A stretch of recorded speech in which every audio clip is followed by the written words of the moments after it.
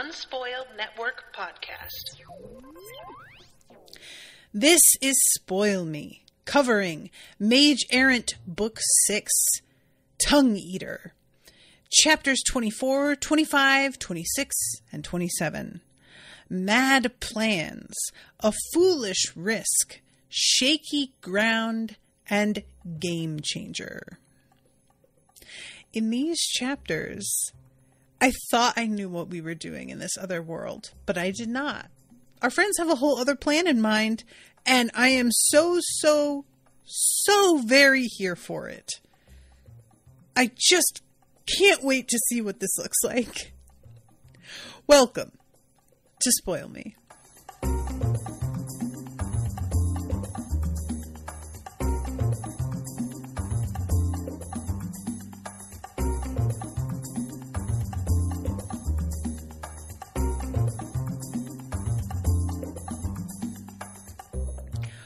Welcome to the show, everyone. I am Natasha. Thank you very much to Dan for commissioning this episode. Dan is over here in the chat. Delighted to see you, Dan.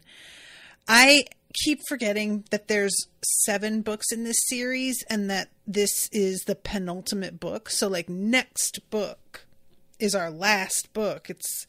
The next book is the last echo of the Lord of Bells, right?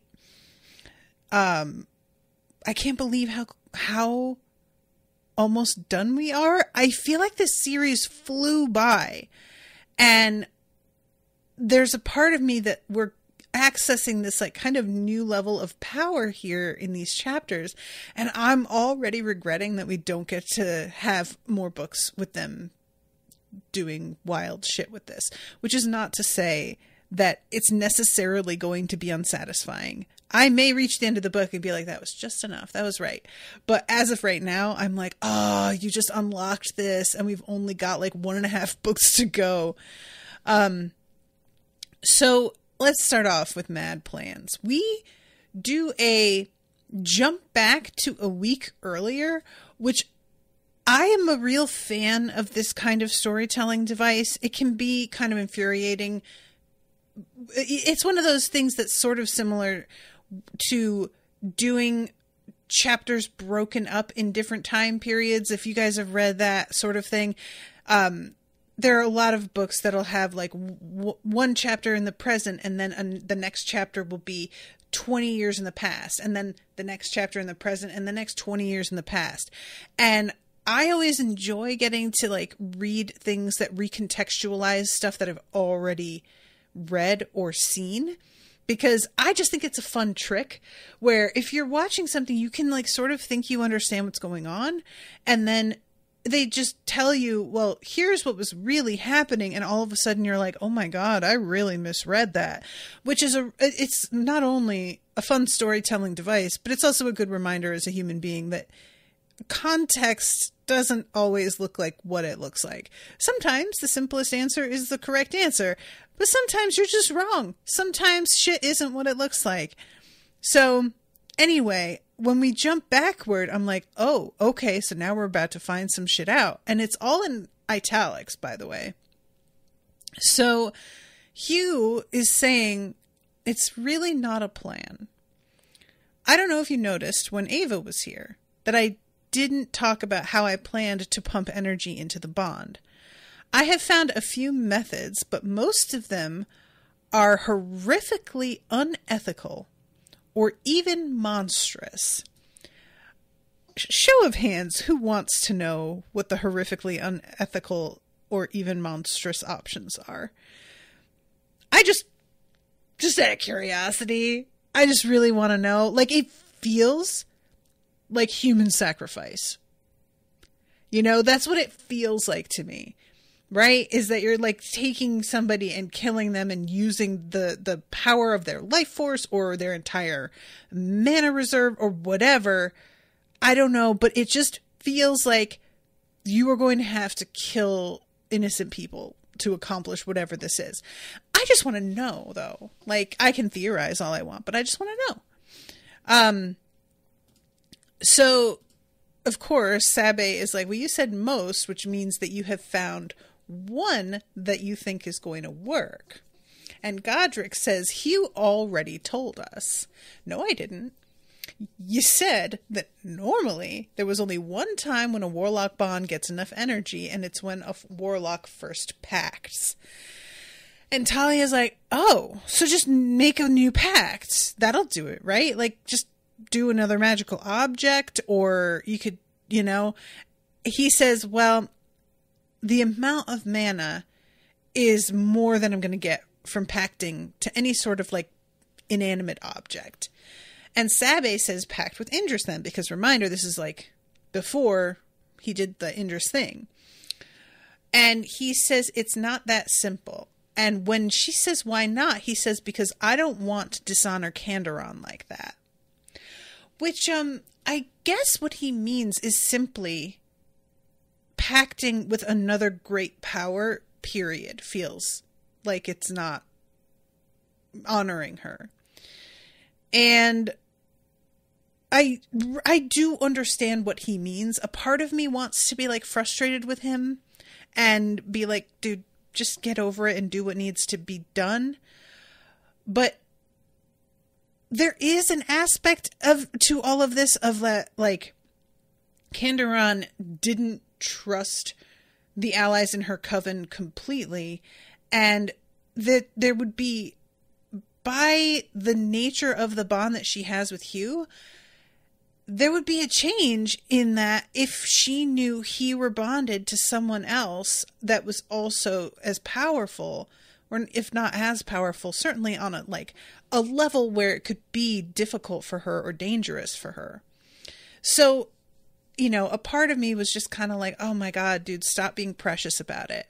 And another part of me felt like I understand that, It's sort of like if I died and then Owen were going to have to bring me back to life by marrying somebody else, and I woke up and he had a new wife, and I would just be like, oh, is that how it is now? It would just be very uncomfortable. So Sabe is like, look, dude, what's more important? Saving her life or, like, honoring her? And he's like, well, I want to, like, save her life most. And Godric said, you said that if you're depending on your partner's mana, it would have to be a great power. So does that mean you can use some other kind of mana? In theory, sure, you can draw on mana in the ether, but unattuned environmental mana is way less efficient. I don't know of anywhere with enough mana to work. And they theorize about some things, and then all of a sudden he's like, oh, or do I? And I love that there is a series of moments where Talia has to be like, Hugh, would this work? How about this? Would this additional thing work? And he keeps having to be like, yeah. He doesn't want to say yes. So this is when he comes up with the concept of the labyrinth itself. And she says, go down to the labyrinth, pack to Mackerel's strap, and save Candoron. That still doesn't work. I need more distance to create the tension, and I seriously doubt Indris or your grandmother is going to be willing to fly us to another continent just to delve into a labyrinth there. And on top of that, a simple weapon pact still won't generate enough energy. Nor, not at any depth of the labyrinth we can reach, or anywhere outside an ether-critical demon universe. And then Mackerel starts, like, trying to get his attention. And he pulls out a book. And it is Galakrin's Guide to Worlds. Mackerel has to really poke at him a couple times to get him to pull this book out, because he's trying to act like he doesn't hear him. The labyrinths are the paths between the worlds. I skimmed a few chapters out of curiosity, and it includes some routes between labyrinths on various worlds and labyrinth connections. And Talia is like, oh, shit. And Sabi's like, no, we are not doing this. And Godric is looking at Talia and saying, don't. So here it comes. Talia, Hugh, would traveling to a different world put enough tension in your bond? Hugh thought about lying, then nodded weakly. And would there be enough mana in the depths of those labyrinths to power the necessary pact? Hugh gave Sabe and Godric a helpless look before nodding. And she's like, oh, well then that's what we're doing. We're going to another world. And Sabe's like, we are not prepared. And, just giving her all kinds of reasons with her grandmother. Hugh, didn't you say something about lists of labyrinths on different worlds and their connections? Would it be possible to, say, return to Anastas via an entirely different labyrinth? Say, one near Highvale. Hugh really, really thought about lying. Well, probably, but why Highvale? It's where my grandmother and Indris are going to be mustering their coalition, Sabe said. At which point, Godric chimes in and is like, dude, come on. There's no way. We're going to other worlds now? Is that what we're doing? First of all, that's just so dangerous on its own. And then secondly, the entrances to the labyrinths are so securely guarded with fucking enchanted doors and shit. And Hugh is like, well, there's the ventilation system, actually, that I know about. And this is not, well-known information. So the vents are filled with powerful wards, powered by the labyrinth itself, but I can get us past them, even with my magic malfunctioning. And this is when Sabe says that he's helpless, but he pulls out a piece of chalk and is like, I am not, though. Despite the fact that he kind of thinks he is later. He's telling her he's not, because he's logically not. But in this moment, it feels, you know what I'm saying? Like, he's using his head here, and later on, it's really his self-loathing and emotions overcoming him. Are you seriously considering this? And Hugh's starting to say yes, and then says, even if we did this, we don't have access to any enchanted items powerful enough, and I don't want to pact with another great power. So pact with one of us, Talia said. Hugh froze and stared at her. There's no reason you can't pact with another human, is there? Well, no. But there's problems. I can't ask that of one of you. It's too much. And even if I could, none of you has enough mana. And then, we're going to have to go to the other world together. And and she's just like, well, first, the reason of it's too much is not to be considered. You know that we're fine with it. And secondly, if we don't each have individually enough mana, what if you just pacted with all three of us at the same time? Hugh started to explain why that wouldn't work, then paused. Then he yanked some of his notes, some blank paper, and a quill out from his storage tattoo, sat down on his desk, and started doing calculations. Then he called Mackerel over and had him display various sample Warlock Pact spell forms. He actually let his hopes get up for a moment, let himself believe this might work. The math didn't add up, though. Even with the mana density deep in a labyrinth, even with all his friends, it wouldn't be enough. Hugh froze and stared at Mackerel. Then he rapped on the spellbook's cover with his knuckles, ignoring Mackerel's confusion. The spellbook's ether crystal cover. He'd attuned the ether crystal that became Mackerel because he needed more power for the ward to protect their Astel. And power it had provided in spades, more than he'd even used before or since. Power on par with one of the great powers. And Hugh begins to redo his calculations, factoring this in. And when he comes out of his little fugue state, Sabe is like, wouldn't this make Hugh like a great power? He'd have 12 affinities. That's insane. Like, double-digit infinities are just so rare. And Talia is like, yeah, I mean, he'd get them, but then he'd have to learn how to use them. I don't think people would see him as a threat right away. And Hugh has to chime in and be like, guys, if we did this, I'm not the only one getting new affinities.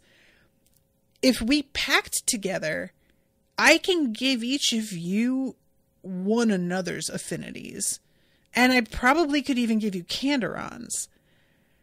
And Godric is like, wait, hold on.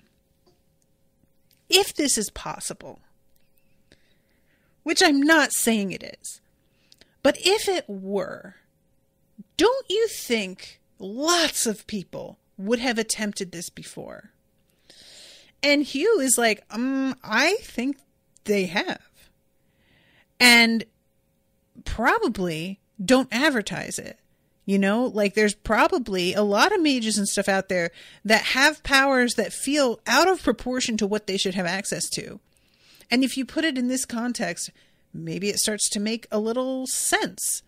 Maybe people who are married, maybe people who are, you know, in the, what is it? No one actually knows how the two-legged army in Galed got all their affinities or their extra minds.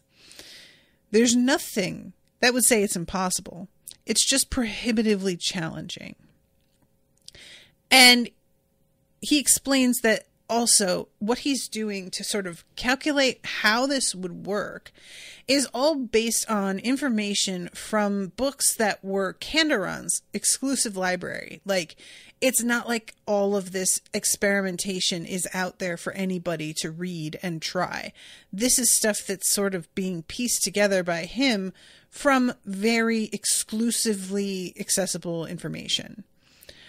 And then he mentions the clauses. And he's like, because clauses can sort of make things more dicey, which is what we saw happen between him and Canderon. There were so many clauses it made things very delicate and fragile. He's like, I don't really know how we can do this. And Talia is just like, well, just don't put clauses in. I trust you. I trust Sabe. And I trust Godric. And Godric is like, honestly, that's the part I have the least trouble with. Yeah, I trust all of you. We don't need clauses. It's the other, you know, insane shit that I'm more worried about. And when Sabe mentions the delicacy with the bond with Canderon and how that was used against them, he says, our pact should serve to vent attacks like that away from my pact with Canderon if I design it right, I think. Which I don't know how that could work. I trust that Hugh knows what he's talking about, but just the complexity of this concept is too much for me. You're sure this could actually work and that my magic range issues, Talia's tattoo issues, or your mana flooding issues won't get passed on to the others? I need to double and triple check, but none of our magical issues should get passed on. Talia's are entirely because of her tattoos. Yours and mine are technically mana techniques that are a problem, which are not passed along. So, you know, I mean, there's certainly odds that we die horribly, but to which Sabe is like, honestly, we're very used to that. Being in physical danger, not new. So that's like the lowest on anybody's list, which I think is really, it makes a lot of sense, actually. So they begin to plan how to move into the labyrinth and get through to a new world. And then we jump to chapter 25, present day, in the Comitrian labyrinth. And they have just each lit up their areas of the spell form. Talia's glowed the purple green of her dream fire with an angry red undertone from her bone fire affinity. Godric's quadrant looked like a bright light shining off metal, and somehow dyed the real light around it to look just like granite. Hugh was certain he could smell something rising off it, but when he tried to focus, the scent vanished. And I like to assume that's about the scent affinity, but I don't know what it would smell like. Maybe lava? Sabe's quadrant shifted and flickered like the heart of a thunderstorm, but something about it felt almost soothing from the corner of his eye. He was fairly certain that came from her healing affinity. His own quadrant were the exact blue of Candoron's wings. Hugh drew a shaky breath and silently begged the spell form to work as the colors crept inward along the spell form. The central portion of the spell form around the ether crystal, however, didn't ignite. For a heartbeat, Hugh thought his plan had failed, that there was some flaw that would backlash onto them all. Then the central portion ignited, and the Warlock Pact slammed into Hugh's mind like a ballista bolt. I like that line a lot. Like a ballista bolt, it just feels very expressive. Like just the suddenness and the intensity of the impact, you know? So then we get this wild moment where he's remembering like the void he wound up in when he was pacting with Candoron and how the pact had tattooed on to him. And he's like sort of thinking he's going to wind up in a situation similar to that. But instead, he's suspended in the void, and yet all we find out what we're looking at are their ether bodies. And it looks so creepy. Like, this is so funny. I think the first one to wake is Talia, and she just says, well, this is weird and horrible. And he was figuring out what it is. The geometric structures were all floating where their heads should be, and the bladders drifted aimlessly through where their torsos should be, with the wires connecting them. He and Godric both had 3, Talia 2, and Sabe 4, all of wildly different sizes. Hugh's were generally larger than the others, one of them being particularly massive. Hugh suddenly understood what he was looking at. And so he explains the thing, and it turns out that ether bodies are not even a proven structure. It's a theory that they exist. But them actually getting to see them like this is kind of incredible, you know, getting real confirmation that this is a real thing, which is, I find this so interesting. Like, why is it showing up like this for him and his friends when the pacting was so different with Candoron or with Mackerel, you know? And he says this shouldn't be possible, but no one's ever done anything quite like what we're doing before, at least to my knowledge. So I'm not sure if it's because he says that he thinks other people have pacted like as a group, but he's not. I think the fact that they're doing it without any sort of, without clauses, and that they're doing it in maybe the number of them, like being 4. I don't know. But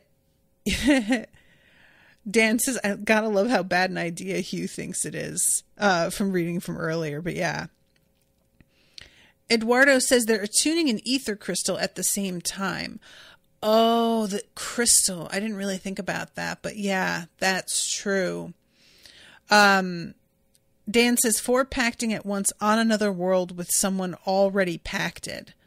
Okay. So, Dan, do you think the ether crystal is a factor? Because I think like that would kind of make sense. So Sabe is like, well, all right, there's some weird shit happening. And it's an interesting thing. I think it's actually Talia who notices Hugh and Godric's mana is clearly separated and defined, but yours is mixed together in your mana channels. And Sabe says, Alustin warned me against mixing my mana for so long, but I think he was wrong. Mana mixing destabilizes spell forms, but I think that the reason most spell formless casters have trouble with mana mixing might simply be because they learned spell forms first. Whereas I've been using formless casting since basically the beginning. And then there's this like structure. And Hugh says, isn't that what your storm armor? She says, if I were to guess, the mixing in my channels is what lets me mix mana types in my storm armor in the first place. So then Godric points out Sabe's mana mixing together. One of Talia's mana reservoirs was leaking into the other. Hugh would wager quite a bit that it was her dream reservoir leaking into the bone mana reservoir. He couldn't quite understand how it was leaking. They weren't touching, but they still somehow were. And Sabe interprets this as a problem. But Talia is like, no. This has been going on, and it actually answers a question I've been having. You'll know whenever I use my bone fire, I'm able to create like bigger bones, like they expand, and that's not supposed to be possible. Physically speaking, you don't create anything out of nothing. So the fact that they grow when I use them is weird. And she says, remember all those books of philosophy Alustin was having me read? Dreamfire works by shifting phenomenon along the dream axis and warping it into other nodes chaotically. I think that's what's going on with my Dreamfire. My tattoos damaged my reservoirs, or at least the bone one, which started drawing on my dream mana. So Bonefire isn't creating new bone at all. It's converting the air around it into new bone. And she's like, I think. Afterward, I think it converts back. But I think that's what's going on. Because like afterward, there's bits to pick up. When it explodes, it leaves shrapnel and fragments. But it's never as much as it should have been based on how big the bone looked when it blew up. It's not proportional, which is a really interesting concept. And she says that her tattoo will probably be a problem for her, but she knew that going into it. If any of my other new affinities turn out like Bonefire, my potential rewards are a lot higher. Then we see 2 long cords appear from the geometric tangles where his own head should be, and 3 more congealing out of the air to each of his friends. More were forming between each of them as well, and Hugh immediately recognized all of them as warlock bonds. He could immediately tell which of his 2 previously existing bonds belonged to Mackerel and which to Candoron. The latter looked wrong somehow, in a way he couldn't quite articulate. It was also drawn incredibly taut, and was starting to vibrate faster and faster. And he's excited because it's working, but Godric is like, that crystal pattern is looking kind of weird, what's going on? And it's warping and moving in such a way that it hurts his eyes to look at. As the crystal lattice accelerated toward them, he realized 3 things in quick succession. First, their ether bodies had abruptly been replaced by their own very naked bodies. Second, he could feel his friend's emotions. And the third thing was that this was going to hurt. And I really appreciate that, like, Godric is the one that is particularly embarrassed about them all being naked in front of one another. There's just something about how like big and strong and sort of, what's the word?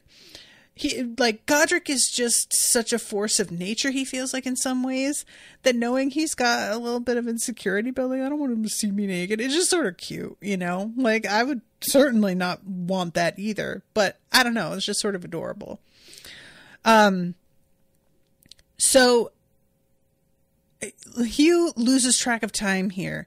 No idea how much goes by. The hardest part was being forced to ignore the pain and panic coming from his friends. Fighting his way through raging mana currents and waves of unconsciousness, Hugh began to gain equilibrium. He didn't seek to control the chaos, but to enhance it, to strengthen the turbulence and eddies. And he can feel them sort of flailing around, but he knows they aren't going to like drown. It's just, they need to just stay afloat. Attuning to an ether crystal required you to cast a powerful spell through it, and its resulting properties would be a result of the type of spell cast through it as well as the types of mana used. Hugh hadn't the slightest clue what sort of other spell might use a dozen affinities ranging from crystal to scent to dream, other than a warlock pact. Nor did Hugh have the slightest clue what form the ether crystal he was using to fuel their pact would take. He knew it would be attuned to all four of them, but other than that, he was excited to solve it. So finally, he is able to let go of everything. He loses the connection to his friend's emotions, which he's relieved about. Same. And then the fragments of his own dreams that Hugh managed to catch were utter nonsense, as though his mind were too exhausted to construct anything coherent. And he wakes up in a room with this middle-aged woman smoking a pipe. And he's able to use crystal mana magic without a problem all of a sudden. Like, it's coming to him in a way it hadn't since what happened to Candoron. So that's good news. But later on, he's not able to feel Candoron through the pact, and he's not sure if anything changed in that regard. And this woman speaks to him in another language. And when he says, "Who are you?" she changes over to Ithonian and is like, wow, I haven't heard somebody speak that in a minute.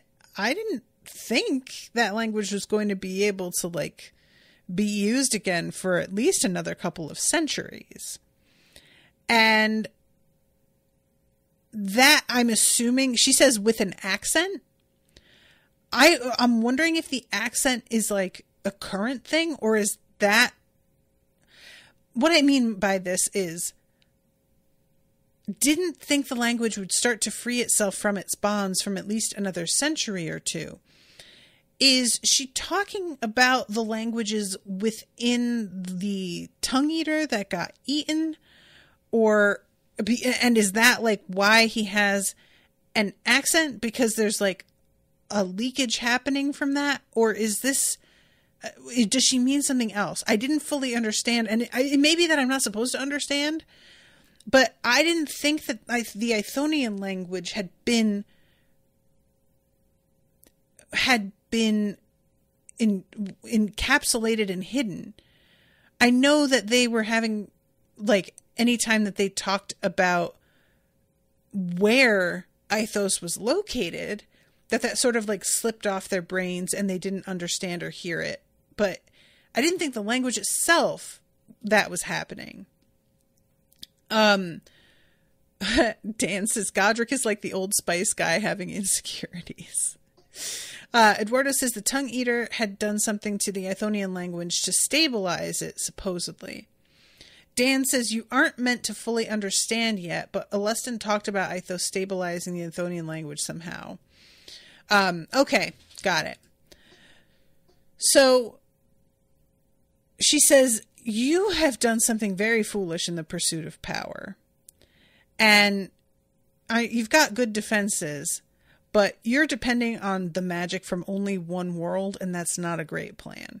And Hugh starts to explain why he did it, that it wasn't for power, but then is like, maybe I shouldn't just say to her what's going on. I don't know who this is, which is, I think, a smart call.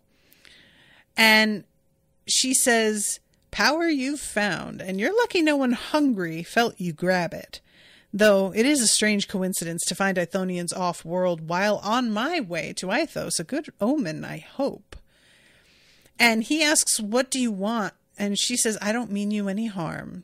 Rest, and I'll ensure no harm comes to you while you rest.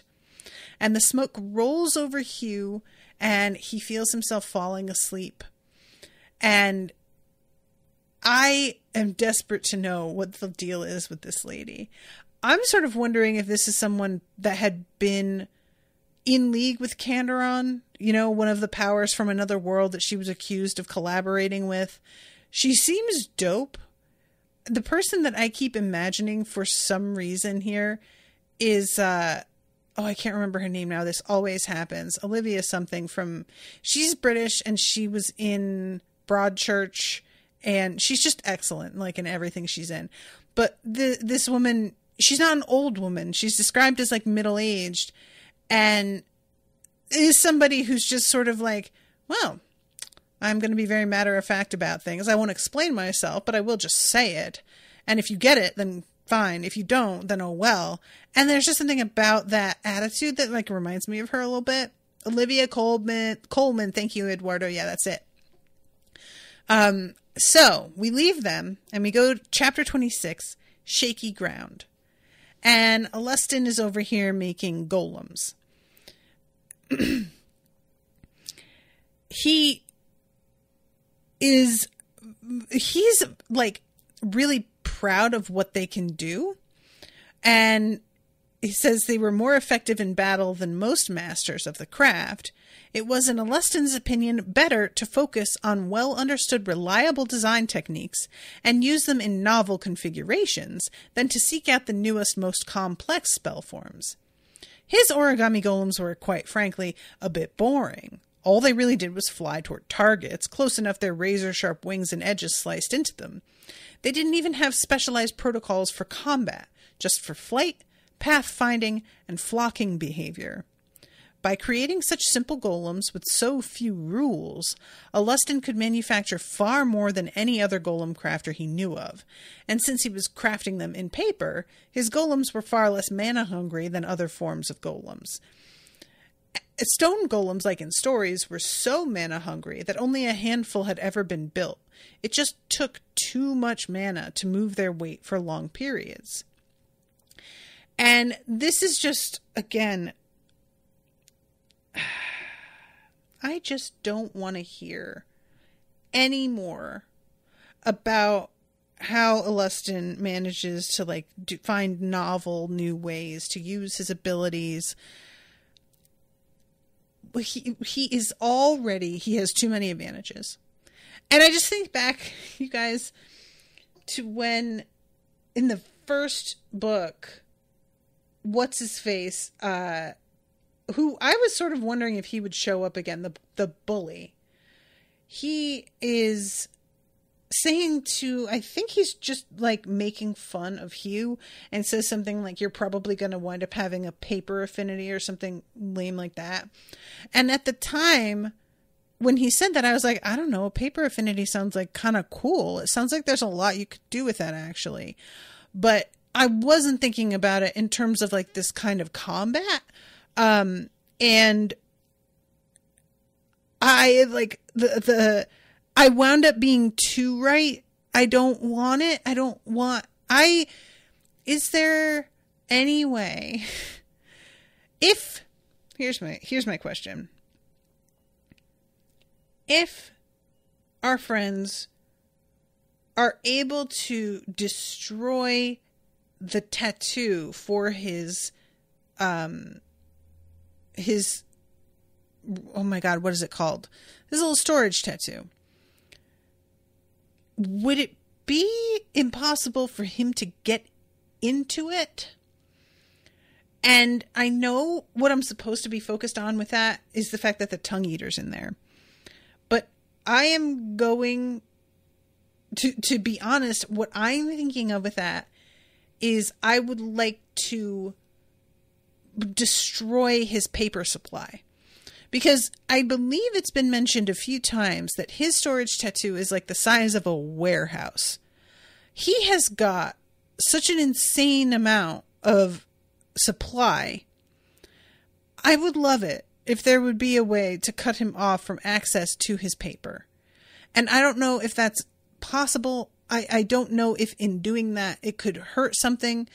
I there's the mention about not burning the tattoo because it could destroy, I think, the structure of the tongue eater, which would release it, right? So I want to say to burn the tattoo and burn the paper. I don't want to do that. It's not a good idea. But MX Shard says, Alustin OP, please nerf. Yeah, there's like a bit of we need to do something about Alustin. We got to figure something out. I don't know what that looks like. And I want to warn everybody that if they're trying to keep some shit, I don't know how many people know about his ink affinity. I'm assuming because of the whole thing with the propaganda, they've gotten the picture and know that it's him doing it. But I don't know. They may not be aware it's him specifically, and they just know it's somebody, who is part of the enemy. But I just want to be like, maybe you should change up what you're using. Instead of using like ink, use some other liquid. Blood, for example. No, that's probably not a good idea. But anyway, I'm trying to think of ways to cut his legs out from under him. And I can't think of anything that's like effective, that would work, that would not put other things at risk. So let's see. There were few fields of magic that didn't overlap closely with at least one or two others, and golem crafting was no exception. It was a distant relative to lich demesne construction and a close relative to elemental creation and will imbuing spells. So when you were building a golem, you push a piece of your own will into it. It was exhausting, and you could only safely embed so many fragments without hurting yourself. They were essentially chunks of your own sentience. It was dangerous doing too many. As long as you were careful, they'd grow back. Even with his new ink affinity, Alustin couldn't break that limit. He could improve them in other ways, making them faster, more precise, and mana efficient. Years ago, it had taken him hours each day to manufacture his daily quota of origami golems, and now it took him only a few minutes. So the majority of the golem crafting time, since soon after he'd started developing his artificial ink affinity, had been dedicated to designing and then crafting his relay golem. It was the first time he'd tried to truly push the boundaries of golem making, reaching for techniques from advanced areas of study in scrying, lich demesne adjacent enchantment, as well as paper and ink magic. The relay golem likely couldn't have been built at all without his specific combination of affinities. Sadly, he couldn't dedicate all his time to it. And we get some details about all of the other stuff that he is working on. And he's wishing that he could journal what he's doing with this, because it's sort of breaking new ground a little bit. The relay golem was the most technically advanced piece of magic Alustin had ever designed. And if it worked as planned, it would be powerful enough to change the course of wars. Though most advanced didn't mean most ambitious. His most ambitious plans largely wouldn't come to fruition. So, the relay golem could have been a worthy legacy if he had been anyone else. If there were any possible legacy for him other than revenge. And he's thinking about his dad and how he was like a bitter old man, and Alustin would like to rub it in his face what he's doing, and comes up with the name for him that's it's one of the words that's been released from the tongue eater, and he sort of winces realizing, and it takes a while for it to hit him that he just used a word he shouldn't know. But it turns out the relay golem, nobody's necessarily going to even know he's the one who built it, which I would hazard a guess somebody will figure that out. I don't know, Alustin. I don't think I would worry about that. He imagined that all knowledge of it, likely its very existence, would be lost when he ruptured the tongue eater. Maybe, if you get to do that. I'm just saying, I wouldn't be so certain. That's all. So he tucks the pieces back into his storage tattoo, the relay golem, but we aren't hearing like what exactly this does. It's just him theorizing about what a big deal it is, but we're not hearing what it can do. And I honestly can't come up with a good theory on this, because so many of the things that I'm imagining, we have magic in this universe to take care of instead. So I'm not really able to piece together a good idea or vision for that. So we find out here that there is a thief from the Rune Syndicate who has been robbing some of the archmages and stuff. So he has to deal with that.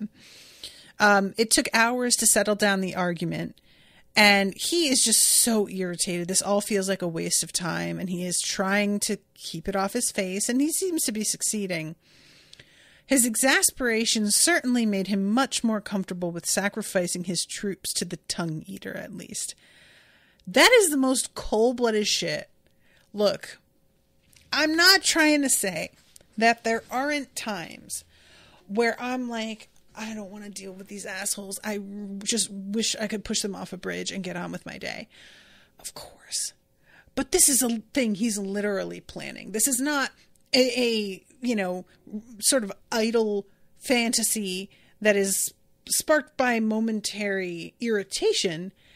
This is him like rationalizing to himself why killing / driving these people insane is fine, really. Which is just fucking bonkers. Like, I mean, oh my God, Alustin. Like, this is the sort of thing, right? Dan is saying just when you forget that Alustin is a psychopath.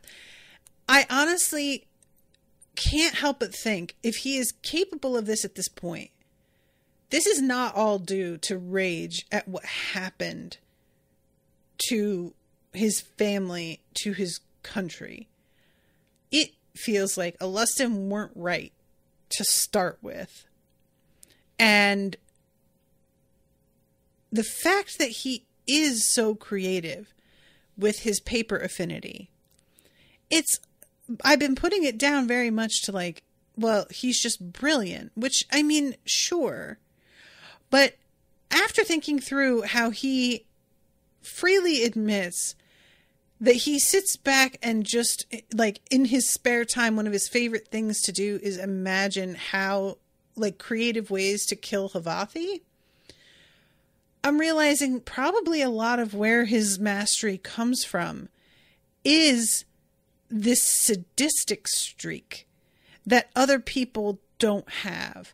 And it's giving him a leg up with combat, which I want to assign to simply thinking outside the box in a really sterile sort of like sanitary way, when it's clearly coming from an extremely vicious imagination that is like, when he describes some of the hideous things the Ithonians did to discover things about magic, as much as he is decrying what they chose to do, a part of me is sort of like, you're doing a similar thing. It's just on an extremely small personal scale, and you have made yourself feel like it's valid, but you're not less horrible.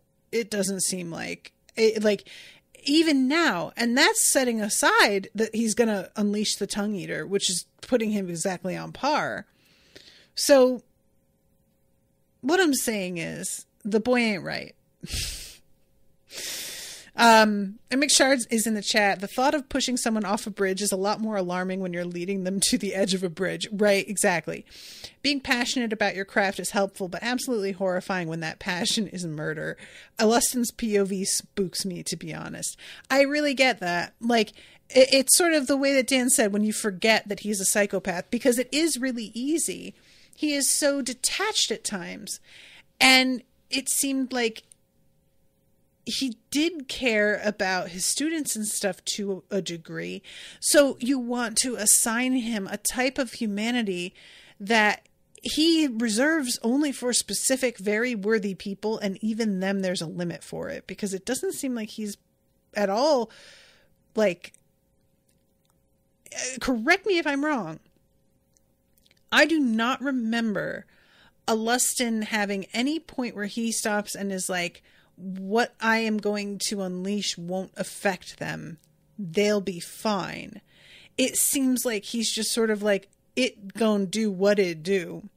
And I am going to, like, you know, not target them, but whatever. You know what I mean? Like, it just, I think he fancies that if they know what it is he has, they're just going to make themselves scarce enough that they won't be in the way of it. But the thing is, it sounds like this is meant to sort of like wash over all of Anastas. So I don't know. It just, anyway, all this to say that his POV is really written in such a way that you can easily lose sight of everything that motivates him, which is solely the most efficient and fun way to kill people. And the efficient part isn't even like the priority. The fun is the priority, which is really, really creepy.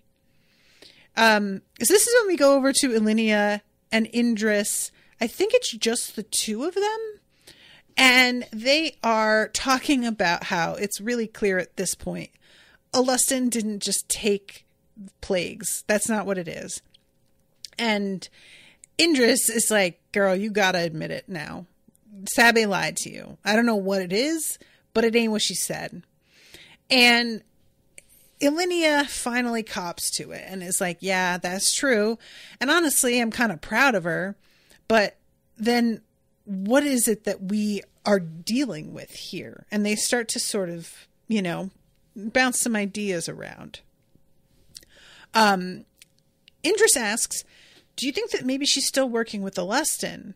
And Ilinia is like, she's really idealistic. And Alustin just wants revenge. I don't see her getting on board with that. So I'm pretty sure that's not it.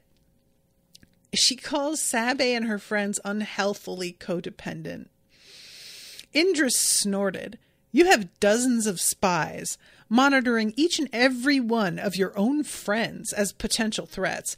I hardly think you're in a good place to judge the health of anyone else's friendships. And Ilinia is sort of like, I don't love that she knows that, but fine. And she's like, so who are they actually working for? And eventually she's like, oh my God, it's Kandaron. She gave them some kind of order or told them some secret that she didn't trust us with, and they're acting on what information she gave them. And Indris says, do you think Hugh's right about her being alive? And that's where they have set off, that's their mission. And Ilinia says, no, they're hunting Alustin, which is funny because, like, she's not wrong in an outside way, but that's not what they're doing now. They are hunting Alustin and they are keeping other secrets, but right at this moment, she is just super, super wrong. And here it is. Let's see. Why would Kandaron want that hidden from us? Did she think we'd abandon the war without her, or that we'd side with Alustin? Maybe Kandaron was just being soft, not wanting to destroy another city. Depressingly likely, but there's another option too. Ilinia took a swig before answering. He stole something even worse. Alustin stole something even worse. We were already fairly certain he'd stolen multiple items, and this just makes it more likely.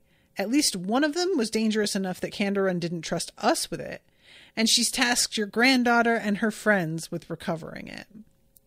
And Alinea is like, ooh, man, this is really adding up, actually. I can't imagine what it could be, though. Let's see. It seemed that Sabe's lie wouldn't be shattering the remains of the coven. Neither Alinea nor Indris could afford to let someone else possess one of the truly dangerous weapons from the vault, and once they'd recovered it, well, neither of them could trust the other with said weapons either. Once Havath and Alustin were dealt with, the long rivalry between Therastel and Rasandis would be coming to an end for good. One of them would have to die, and Alinea didn't intend it to be her. And I was like, oh shit, I don't want to be around for that. There was another possibility. Maybe Alustin hadn't stolen another weapon from the vault. Maybe it had been something else. The more Alinea thought about it, the more real the possibility was that Sabe had stolen something from the vault as well. Which she stole that book. I don't think she stole anything else. It's possible she did and we just didn't see it.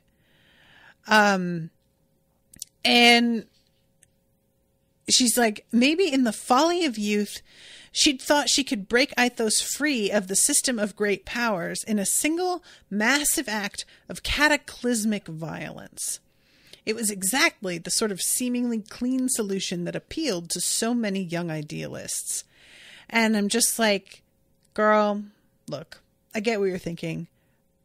And maybe Sabe did maybe she did steal something and I just didn't see it. But if she did, it's certainly not for that reason. It's interesting to me how much Alinea misunderstands Sabe. Sabe is certainly an idealist in a lot of ways, but it's not in a way that feels so childish and immature. She is an idealist in a naive sense that avoids reality or complications. She's an idealist in she knows where she would like to aim for, but is aware likely we aren't actually ending up there. So I'm just going to try and get as close as I can with the tools I've got. She's just more of a realist and yet not as cynical. So anyway, and we have this moment with the tremors hitting Skyhold, which I am just hoping are something with Kandaron, either returning to consciousness or I don't know what, but there's something clearly happening. And there's all kinds of descriptions of people dealing with the tremors, and let's see, here it is. Once the ceramic mage had authorized inspections, he largely set the matter out of his mind, as did everyone else in the mountain who wasn't directly involved with said inspections. There were some who took notice, though, not the sorts that would want or need living spies. A pair of eyes, worlds away, looked up from 4 sleeping youths, and their owner furrowed her script-covered brow over a lit pipe.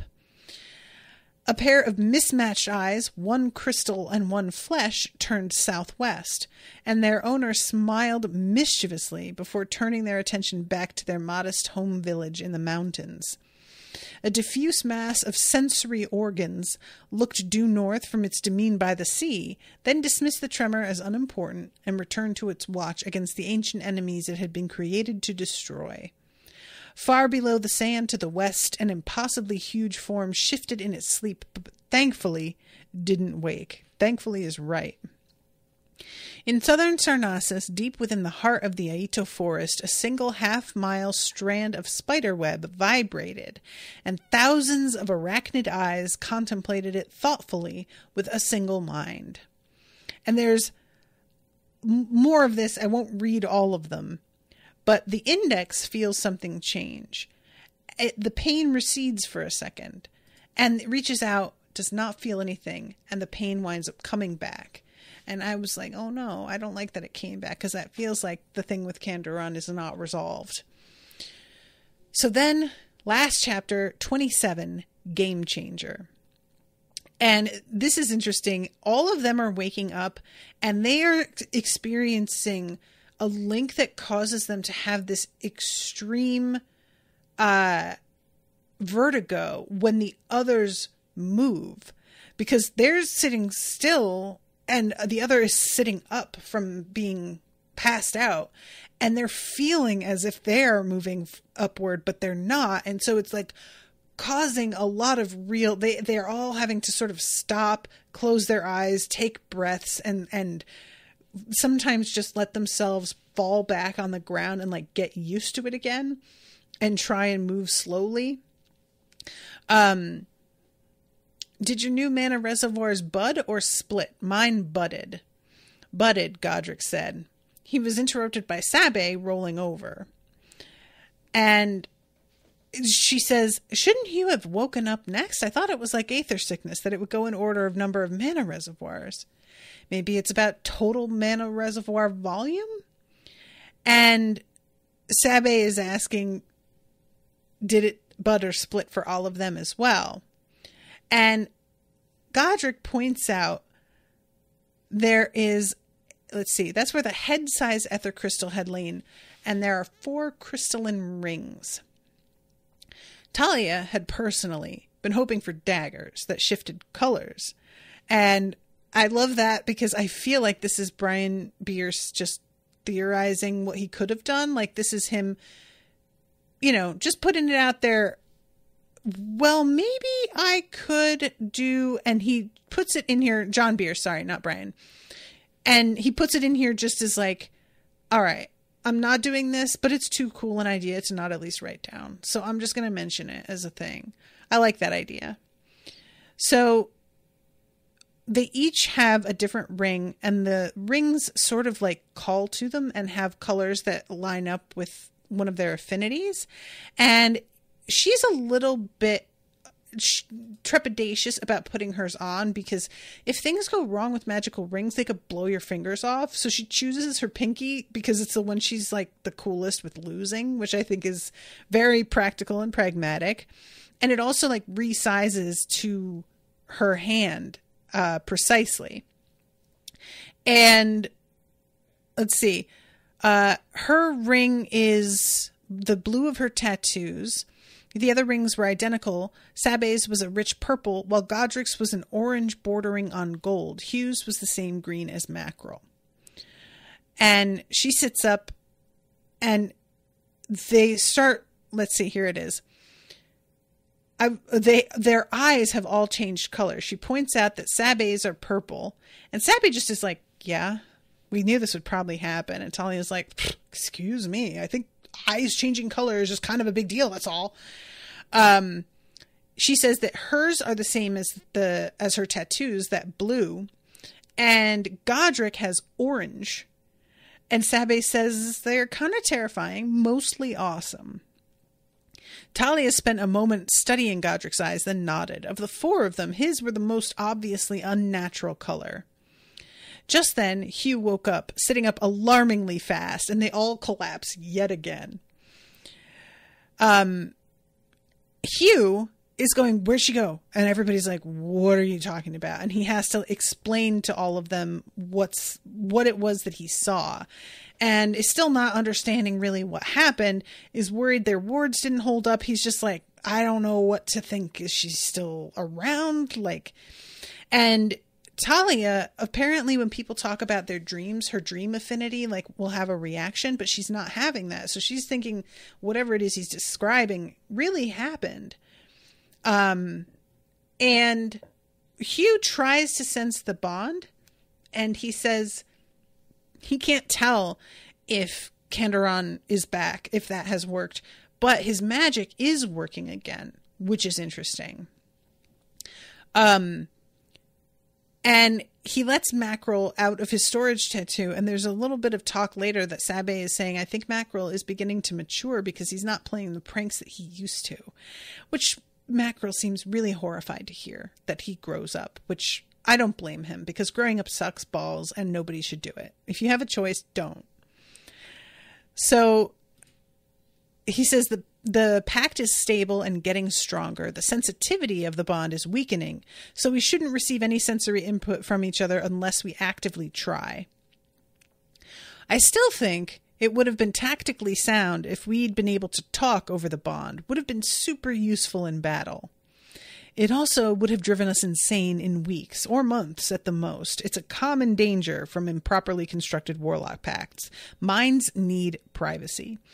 And this is something that I think is interesting because, like, I agree they do, but it would, like he's talking about, we shouldn't receive sensory input unless we actively try.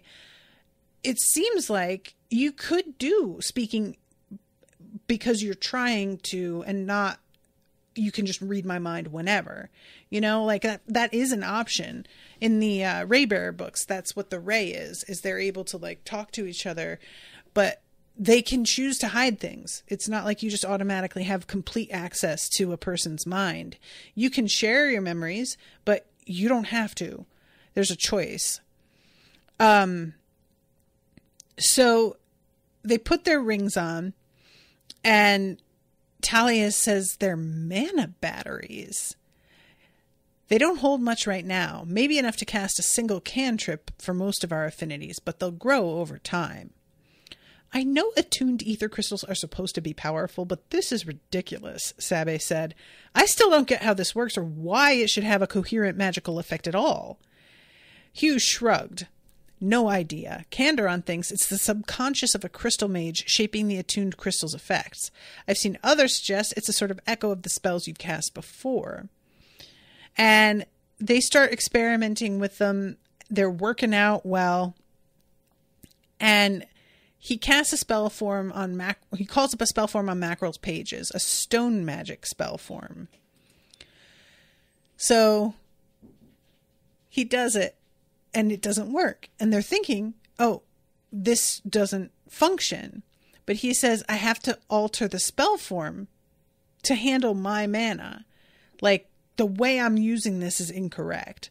So he asks Godric to come check it out, rewrites it. Does this look safe? And then he tries it again. A web of cracks spread several inches across the stone floor.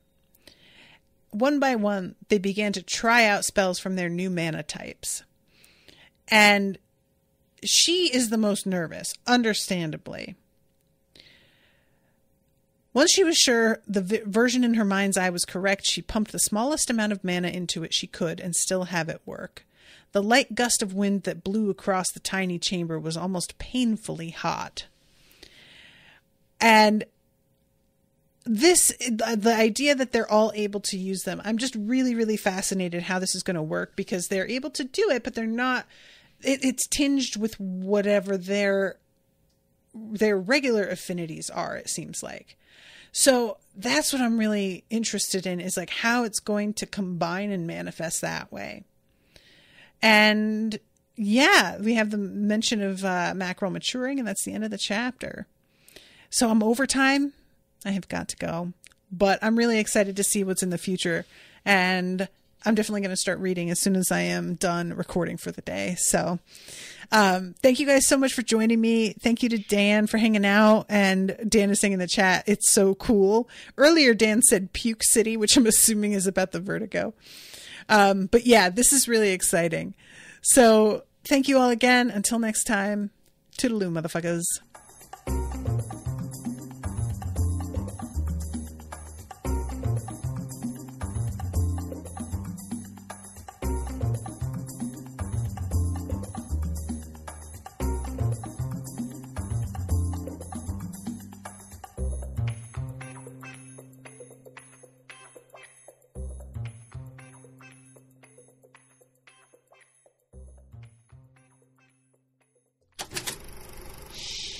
That was an Unspoiled Network podcast.